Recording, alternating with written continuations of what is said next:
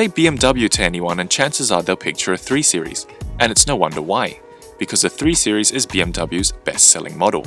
In fact, it accounts for over 30% of their sales volume. With power being sent to the rear wheels, it remains the default choice for many buyers looking for a sporty, fun-to-drive luxury compact sedan with that ultra-desirable BMW badge.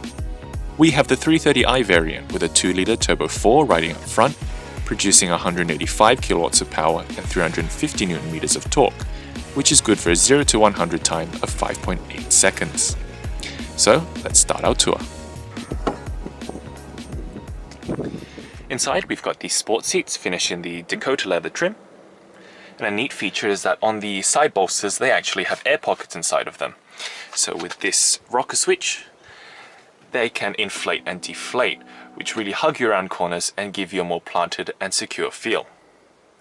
A saving grace to tall people like me, the bolster in the front also extends for better under-thigh support.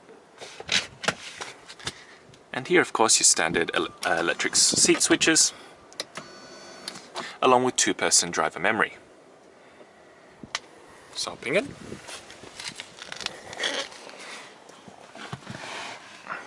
Solid door thunk. In front of me is the gorgeous upgraded steering wheel for the M Sport cars. It's very nice to hold, and also the leather is very soft. You've got the grips for your thumbs, and of course your controls for the adaptive cruise control and media with voice search. Standard on the 330i is BMW's Intelligent Safety Suite, so those are the buttons to the right of the steering wheel. And with that, we can toggle front end collision warning with collision mitigation, lane change warning, which works in conjunction with the blind spot assistant. That's a triangle on the side mirror. If there's a vehicle in your blind spot, that will light up, and if you attempt to change lanes, the steering wheel will vibrate to alert you. And lane departure warning, so if you drift out of your lane without indicating, the steering wheel will once again vibrate, and a message will show up on the driver's instrument cluster to warn you. And that's all powered by a camera at the top and sensors around the vehicle. Cameras around the car give a 270-degree bird's eye view, handy for negotiating tight car park spaces. However, it's a little odd they didn't put a camera out front though.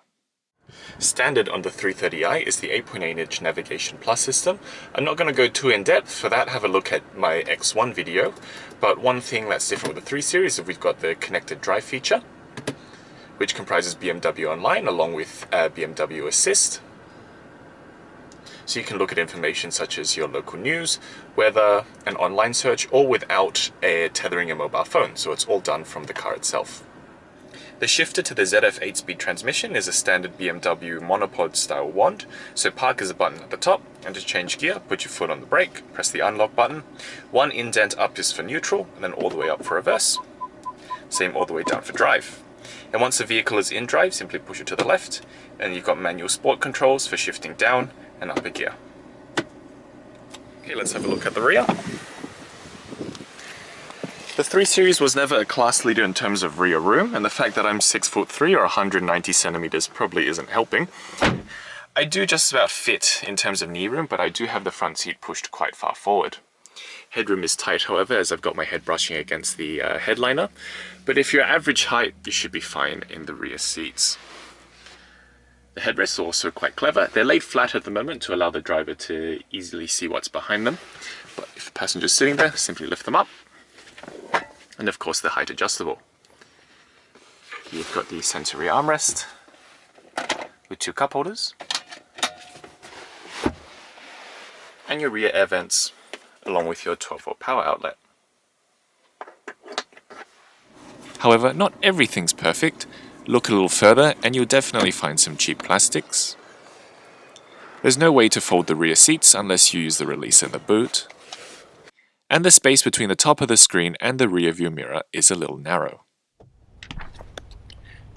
Driving the 3 Series is where it all comes together.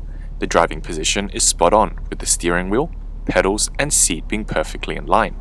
Visibility is also decent, especially over the shoulder, with the Hofmeister King proving a useful feature either when changing lanes or when you're reversing. The 2-litre Turbo 4 provides power in a linear fashion without much turbo lag, and the 8-speed automatic shifts smoothly without trouble. On the freeway, the 3 Series felt stable and could easily handle long-distance cruises, although road and wind noise could be improved. The steering managed to hit the right balance between light and communicative. You knew exactly where the car was going to go, which inspires confidence in everyday driving.